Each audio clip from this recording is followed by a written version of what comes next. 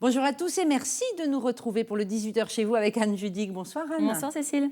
Alors, cette semaine, vous nous emmenez en balade à la découverte du peut-être. Et le peut-être est important, plus beau village de France. Oui, nous allons parler de Trentemoux ce soir. Alors, ce quartier de Rezé est en lice dans une émission de France 2 pour élire le plus beau village de France. Alors, il faudra voter pour savoir si Trentemoux est le plus beau village de France. Verdict le 2 juillet prochain. Alors, vous savez, ce quartier, il est situé en fait juste en face de Nantes, sur les bords de la Loire.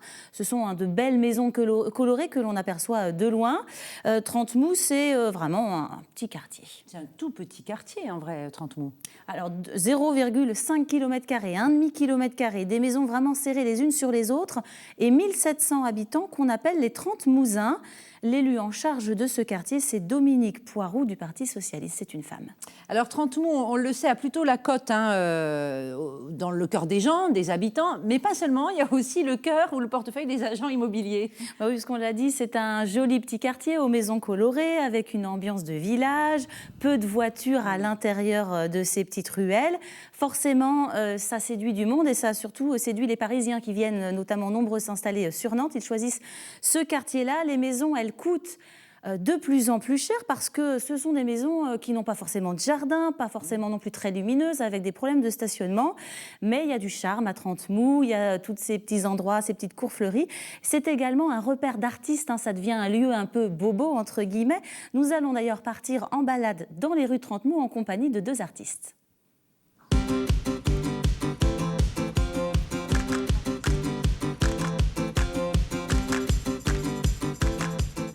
On débute la visite du quartier Trentemoux en compagnie de Cécile Cholet et de Chloé Beaupied. Bonjour. Bonjour. Alors vous êtes toutes les deux artistes et là on se trouve en fait devant votre nouvel atelier, hein, c'est ça? Oui, on a investi l'atelier au mois de septembre. Alors qu'est-ce que vous fabriquez?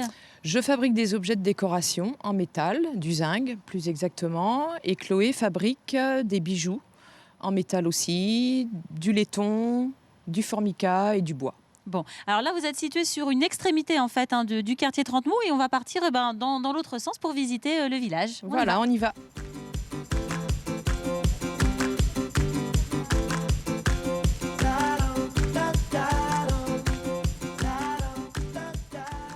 Alors là on arrive devant une galerie. On a marché à peine 1 minute. À Trentemoux, il y en a beaucoup des galeries. C'est vraiment un repère d'artistes, on a envie de dire. Trentemoux, oui, effectivement. Dans Trentemoux, il y a beaucoup d'artistes. C'est un vivier. Voilà un premier exemple avec notamment, on voit en haut du bâtiment des dessins qui ont été effectués au Karcher par un artiste qui s'appelle Philippe Chevrinet. Voilà, et qui habite dans le coin, dans le quartier de Trentemoux. Vous, en tant qu'artiste, de travailler sur Trentemoux, il y a une émulation entre confrères, comment ça se passe? Travailler à Trentemoux nous inspire. Tout ce qu'on peut y voir, les maisons, tous les décors qu'on voit dans les rues, m'apportent quelque chose, oui, j'en suis sûre. Et puis, il y a des événements aussi, c'est hyper dynamique comme quartier. Vous avez participé aux flâneries, il y a des touristes qui viennent là, il y a matière à mettre en valeur ce que vous faites. Oui, tout à fait. On peut parfois avoir du passage à l'atelier. C'est évidemment un quartier qui est très fréquenté, où les gens aiment se balader. Et oui, il y a des animations qui reviennent régulièrement au cours de l'année, comme notamment les flâneries, le parcours des créateurs, qui lui a lieu tous les 2 ans. Alors au détour des ruelles, on peut arriver sur des petites places là, comme celle-ci. Ça, c'est des endroits que vous adorez? C'est des endroits que j'aime beaucoup parce qu'il y a des petits détails qui tuent, comme les marelles qu'on voit un peu plus loin dessinées au sol, des petites inscriptions sur les murs, comme c'est le cas juste derrière nous. Avec les petits bonhommes emprisonnés là Les petits derrière. animaux enfermés qui prétendent être pris en otage et qui ne demandent qu'à être libérés. Voilà, oui, j'aime beaucoup. C'est-à-dire que là, on a l'impression qu'il y a une volonté aussi dans un espace qui est très bétonné de mettre un peu de lumière, d'humour et puis de verdure aussi. C'est très très vert en fait. C'est très vert, très fleuri. Il y a beaucoup de fleurs, surtout à cette saison, et ça sent très bon. Voilà.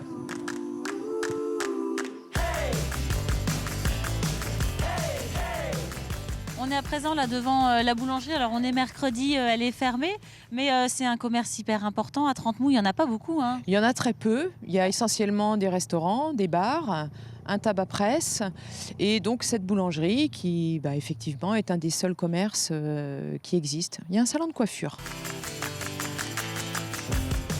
Alors là, on arrive au bout de la rue, en fait, juste à côté, on le voit, vous l'avez dit, le Café du Port, il est en travaux. Il y a beaucoup d'habitants qui viennent là le soir quand vous quittez l'atelier. C'est toujours fréquenté? Il y a toujours beaucoup de monde sur cette terrasse et j'avoue que quand je prends ce chemin sur mon vélo et que je vois la terrasse, c'est gai, c'est sympathique. Et cette vue sur le port de Nantes qui a été quand même beaucoup réaffectée ces derniers temps, c'est une vue que j'adore, c'est une ambiance que j'aime beaucoup. Alors j'ajoute que le tabac qu'on vient de voir en travaux faisait à l'époque relais de poste, relais bureau de poste. Alors les habitants, ils vont rester vraiment vigilants à ce que la personne qui va reprendre le commerce continue ce service parce que c'est très important de maintenir des services sur Trentemoue. Juste derrière, il y a la grande zone commerciale d'Atout Sud et du coup, ça limite un petit peu le développement du commerce à Trentemoue. Alors pour revenir sur le passé de cet ancien village de pêcheurs, il faut imaginer à l'époque plusieurs îles. Tout a été comblé et du coup, ça fait plus qu'un seul bloc. Jusqu'au début du 19e siècle, en fait, Trentemoue était habité par des pêcheurs. Ils allaient notamment pêcher le hareng en baie de Mesquer. Et puis, il y a eu des marins, notamment des officiers de commerce, comme Julien Chauvelon, c'était un capitaine du Bélem pendant très longtemps.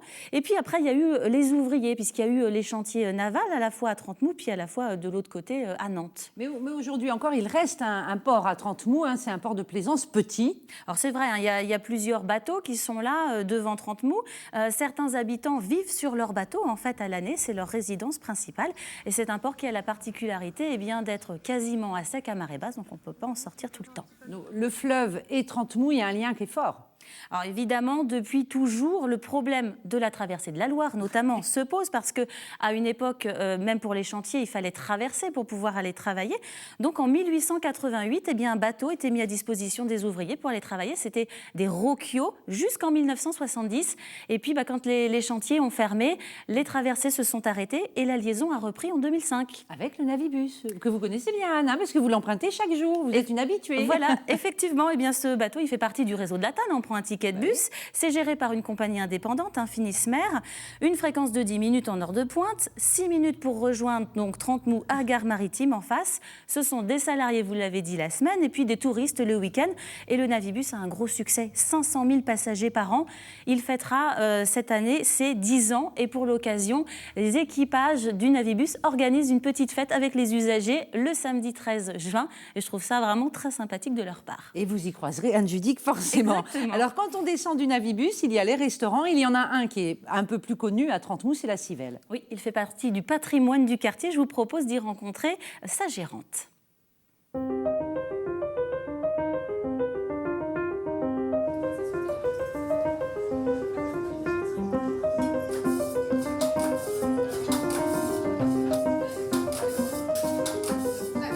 Alors, s'il est un endroit vraiment très connu à Trentemoue, c'est bien le café-restaurant de la Civelle.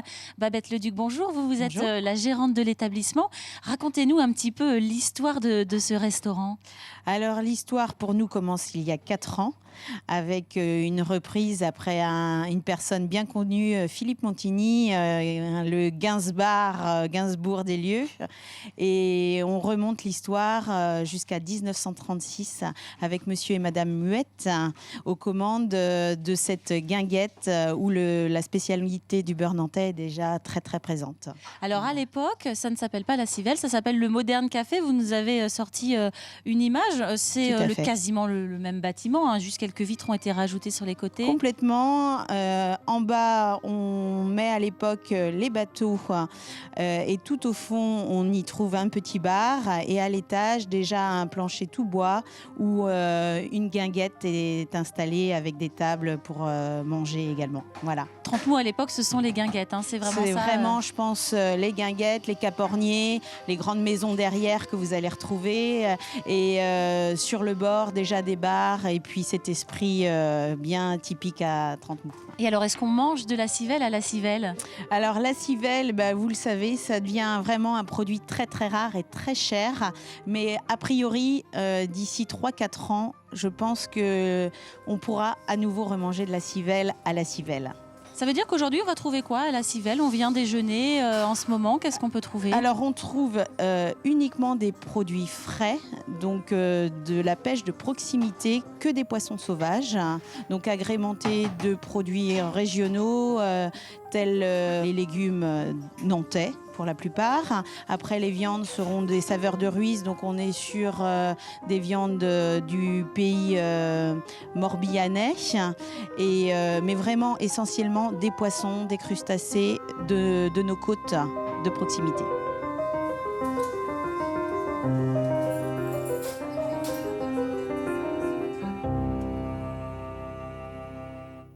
Voilà, il faut savoir aussi qu'à Trente-Mous, on trouve une œuvre du voyage à Nantes depuis 2009. À l'extrémité de la commune, en fait, est installé le pendule géant, une œuvre d'art contemporain signée Roman Signé. Alors on se dit que bah oui, c'est son nom. On se dit que c'est bien cette œuvre pour le quartier, ça attire beaucoup de monde, il y a des touristes tout le temps. Mais est-ce que les habitants, eux, s'y retrouvent aussi ou est-ce que ça les plombe un peu, quoi? Eh bien, en fait, ça n'a pas l'air de vraiment les déranger. Écoutez-les. D'avoir un joli quartier qui est visité, c'est toujours sympa. Bon, c'est vrai que des fois, il y a un peu beaucoup de monde, mais bon, on a choisi de vivre là. C'est notre choix, oui, tout à fait. Non, il n'y a pas de souci avec les touristes, hein, tout se passe bien. Il est vrai que quand on travaille, quand on rentre tard le soir, qu'on ne peut pas se garer et qu'on est obligé d'aller loin de chez soi, parfois c'est agaçant. Mais voilà, je ne travaille plus, donc non, c'est tout à fait agréable. Moi, j'ai grandi un peu à la campagne, donc là, on retrouve un peu la vie de village, avec la proximité de la ville en même temps, donc ça a certains avantages. Nous, on a des bancs dehors, donc voilà, on investit la rue, et j'ai l'impression que c'est un peu ce qui se passe partout, sur toutes les petites places, donc ça, c'est assez charmant, et puis ça fait, oui, effectivement, des rapports de voisinage qui sont sympathiques, parce que du coup, on dit bonjour à tout le monde en passant. Pour les enfants, c'est super, moi j'ai plusieurs enfants, donc ils peuvent jouer dans les rues et tout, ça c'est super sympa. C'était donc la Reine Blanche. Je me rappelle très bien du haut de ma fenêtre avoir vu Jean Carmet. Ils ont eu une scène du film qui se passe à 10 mètres d'ici. Et cette notoriété est arrivée. Bon, tournage du film, beaucoup de gens sont venus, pas forcément de Trente-Mous, bien sûr. Je pense également que dans le film, il y a dû y avoir, disons, des figurants qui étaient des gens du quartier, des gens du coin. Ouais. Et je pense aussi que c'est à partir de ce moment-là que il y a eu comme un petit déclic. Hein. Trente-Mous Label est devenu... s'est réveillé. Et voilà, comment le tournage d'un film marque un quartier et ses habitants aussi. Oui. C'est le cas avec la Reine Blanche. Tourné dans les années 90 avec Catherine Deneuve et Richard Bohringer, les gens avaient repeint leur maison pour le film. Et puis ils se sont dit, c'est beau, on continue. Et puis voilà. Voilà donc pour le village de Trente-Mous, qui sera peut-être élu plus beau village de France le 2 juillet à la télévision. Nous, ici, la télé, on la continue avec notre rendez-vous avec les Web TV. Oui, et cette semaine, c'est TV Sèvres et Maine qui nous propose de suivre la visite de l'évêque de Nantes à Valette.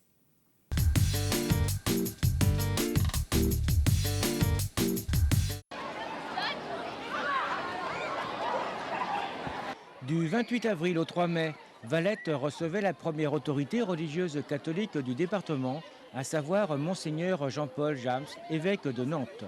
C'est la paroisse Saint-Vincent-des-Vignes qui a organisé cette rencontre.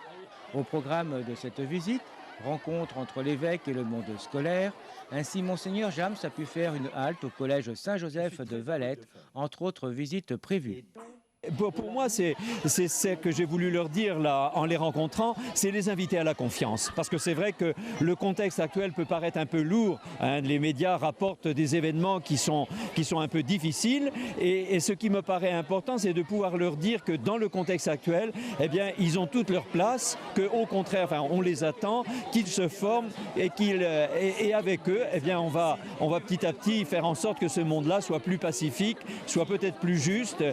En tous les cas, on a besoin d'eux pour vivre et avoir une vie ensemble et vivre ensemble de manière pacifiée et fraternelle. Par ailleurs, ce qui me frappe après les fêtes de Pâques, c'est qu'il y a eu beaucoup de demandes cette année de baptême, c'est-à-dire d'entrée dans l'Église catholique, beaucoup de demandes qui émanaient d'adultes. Ça, c'est assez étonnant. C'est assez étonnant. Je crois qu'il y a pour beaucoup d'entre eux une sorte de quête de sens, un désir de donner sens à leur vie, un désir de vie spirituelle, d'une spiritualité, et qu'ils vont découvrir en fréquentant la tradition chrétienne. J'ai été étonné en particulier que des jeunes, parce qu'en gros c'est des jeunes de 25 à 35 ans qui demandent le baptême. Ces jeunes-là sont parfois issus de familles non pratiquantes, de familles qui ne connaissaient pas du tout la tradition chrétienne. Et ces jeunes-là, par le hasard d'une rencontre, par les questions qui se posaient personnellement, ces jeunes-là ont demandé, ces jeunes adultes ont demandé à entrer dans l'Église. Et ça, c'est très beau. Pour moi, c'est un signe d'espérance.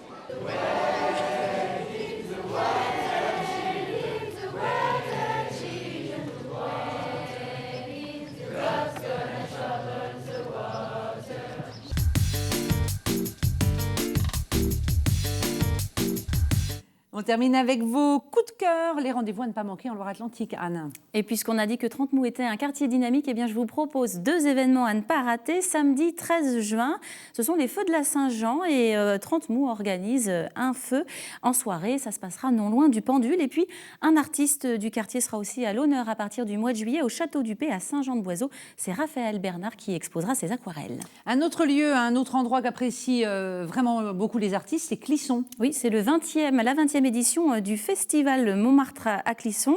Alors, c'est le week-end du 13 et du 14 juin, si je ne me trompe pas. Concours de peinture le samedi, ouvert à tous. Et puis, le lendemain... Le 6 et 7 juin. Pardon, alors je me suis trompée, j'avais un doute sur la date, merci de préciser. Donc, le samedi, le concours de peinture, le lendemain, des expositions, des guinguettes au bord de la rivière et un invité d'honneur, Alain Thomas. Et puis, vite fait, un mot de vélo. Oui, le samedi 7 juin, c'est la fête du vélo. Des circuits seront balisés, notamment le long de la Loire. On pourra aller se balader en famille et retrouver également tout un tas d'animations. Merci beaucoup, Anne. Prochain rendez-vous du Chez vous, c'est à Vue. Eh bien, à Vue. À bientôt.